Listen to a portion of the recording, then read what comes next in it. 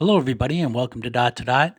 Well, today I'm going to talk a little bit more about the drilled stones. Also, I'm going to talk about the swamp cone that they found on Curse of Oak Island a couple of episodes back. And I'm going to discuss the drilled stones first, especially the ones they found on Lot 12 and 15. They say that the drilled stones uh, are leading in the line, give the distances that are halfway between cone C. Well, let me show you. I'm going to go on Google Earth and show you. This is what they are proposing, that this rock here, the drilled stone 2, is on lot 15. And also note that this, in their graphical depiction, it's pretty much 90 degrees from cone B, which is actually true. And also, they say that this drilled stone, they measured it. They basically didn't give you a reason why this drilled stone even existed, except to maybe find your way to cone A for some reason. There's more to it than that, and I'm going to show you in just a minute. But their proposal was, at least this is what I got from the show. Maybe I'm mistaken. You tell me in the comments what you think. Is that this drilled stone, which was the last one that they measured, was the halfway point between cone C and the garden shaft. And they sort of showed that here. But I've drawn this circle right here. You can see using this as a center to cone C. Now remember, this is a graphical depiction, so it's not really to scale. It doesn't really line up well on Google Earth. So I've got it lined up with Nolan's Cross the best I can, but it's really not very good. But this was their proposal, that this from cone C to this drilled stone on lot 15 to the garden shaft was, equal distance. Well, even on their graphical representation, this is not true. And it isn't true. And I'm going to show you what I really think the drilled stones are, 1 and 2. And I'll also show you where they sort of went wrong on the show.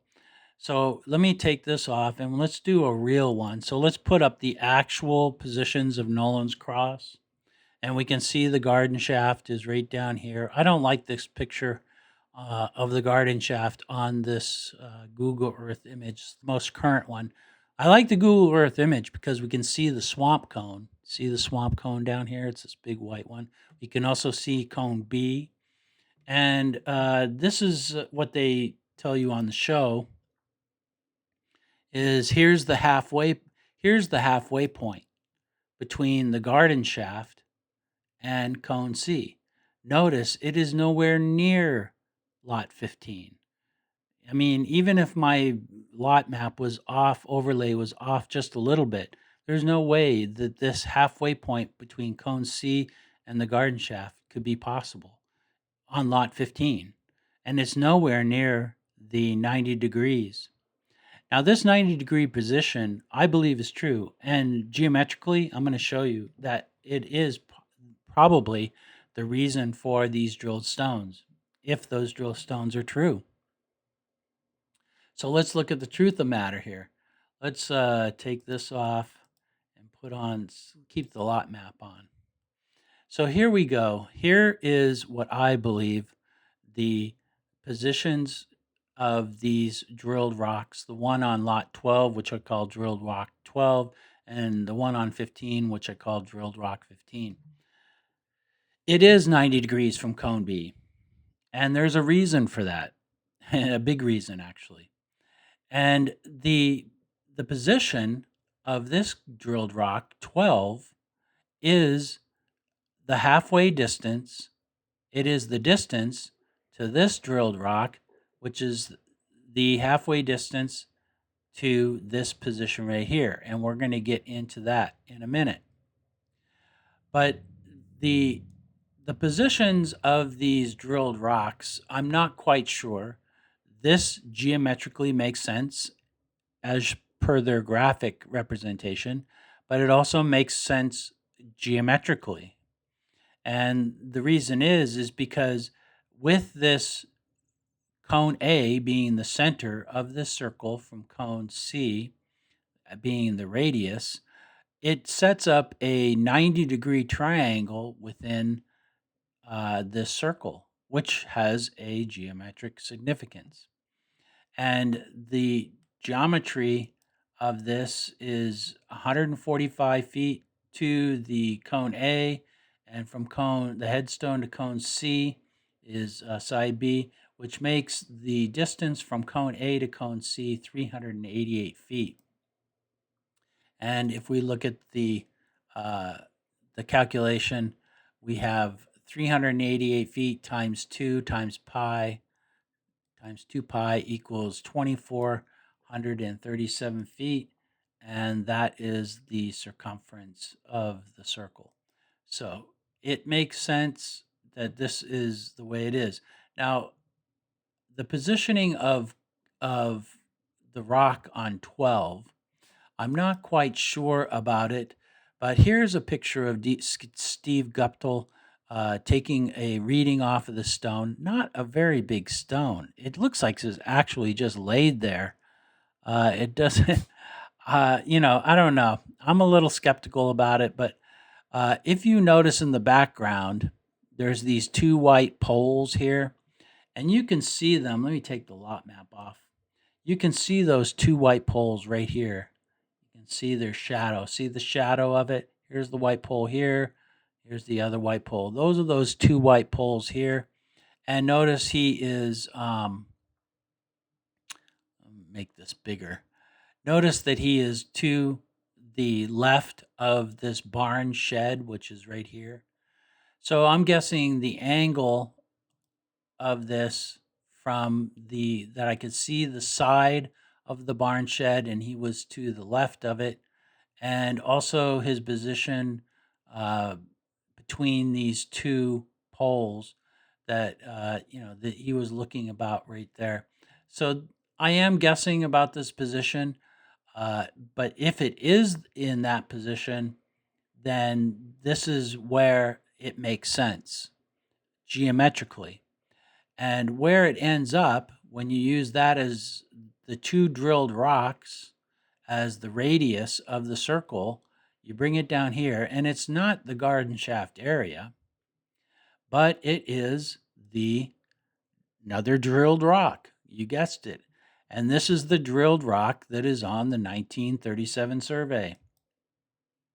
See where it says drilled rock? And so this is the 1937 survey, and there's a lot to the 1937 survey. And it is something that I've spent a lot of time studying. And one of the things that we have is the 90-degree line and the stone triangle. Matter of fact, let me just put it all up. So here we go. Here's the drilled rock out on Smith's Cove, and that goes through this drilled rock, which lines up with the stone triangle in a true north position. And then when you take that line from the drilled rock Smith's Cove, you bring it out to where it goes 90 degrees, and it is in connection with the 7 degrees, approximately 7 degrees from the drilled stone. And that is connected to this vector that comes from the site stone to this area right here, this intersection. And this will be, you'll find later, I'll show you in a minute, this is where the 45 or a 45-degree angle from cone A intersects right there. And the site stone, interestingly, is in line with cone D and cone B. And the drilled stone is in line with cone E and what I call the rose stone. Now, the rose stone is what is called the large boulder on the 1937 survey. So this is the large boulder. It's not quite lined up with the graphics on the large boulder, but if I take I'll show you. If I take off the survey map and put on, let's see, the good picture of it is 2011. So there's the rose stone. Now these Google Earth pictures move. I think they can move up to 12 feet in different directions. But this is where the rose stone, and it is part of the 1937 survey. And we're going to find that this has a connection to the swamp stone, and that is right here. So let's move on to the swamp stone, and we will get this. Let's see. So the swamp stone is right here. And in my last video, I showed that the swamp stone is connected to cone A through cone B. Another thing is that the swamp cone is also equal distance from cone B to what we call in the vault theory, L'Hamp. Now, L'Hamp is on a 45-degree angle from cone A, and I'll show you that in a minute. But this swamp cone here is also, and this is just an extra added thing, it's also due south of the area of where they found that quadrilateral last year. So that's really interesting too. So that's just a little extra added bonus there, that the quad stone. Now the when you go the 90 degrees from cone B, you hit L'Hamp, and of course the drilled rock on 15. But just past that is the actual, and this is the actual location of the pine tar kiln. If you remember way back in the Curse of Oak Island, this is where they found that pine tar kiln, which was full of rocks and everything. Maybe it's a pine tar kiln, but actually it may actually be a excavation shaft for L'Hamp. That's just my opinion. But that is in there too, and that is in line with the 90 degrees that comes off of cone B. So we got a full use of Nolan's cross here. One of the other things, and this gets into the vault theory, is the oak entrance here. And we got the oak entrance, which is down here. This is the oak, where it says on the Zena Halper map or the Oak Island map is where to enter for the tunnel system. It says the oak, enter here. But there's a distance from the headstone to the from the swamp cone to the headstone. I'm just going to put it all up here. It's hard to find it all. But if you go from the headstone to the swamp cone, it is also the same distance to the oak right here. Now, the oak, the vault theory is off of the Oak Island map. Now, we know that the Oak Island map doesn't have very good provenance, but it's not really the provenance that concerns me. It's more about how it connects with Oak Island and the geometry that comes from it. We know that this point, L'Hamp, is the center. We determined that it was the center of the quadrilateral, which is on the Oak Island map, and that the 45-degree angle that is mentioned in La Formula comes from cone A. And that 45-degree angle is in reference to 45 degrees of due northeast. This is a true southeast. This is southeast direction at 135 degrees true. And it runs through the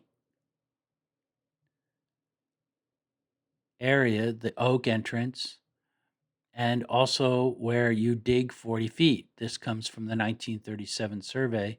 And the 522 entrance is equal distance from this oak, from the oak, and that distance radius is determined by this true north, where the 45-degree angle intersects this true north coming from the drilled rock. That's why this is so important. It goes to the stone triangle. But there's another thing that's associated. If you take a center, this true north right here, center, and go out to the rose stone, remember the rose stone? It is the same distance from the true north to the rose stone to the swamp cone. And I'll take off this map so you can see. See? It goes right to the swamp cone. And that distance is also 600 feet to Lahomp. So now we have three, look at how many intersections we have at Lahomp. How could this not be part of what is going on Oak Island? And this comes from La Formula and is also referenced, or at least we reference it as the center of the quadrant of the Oak Island map.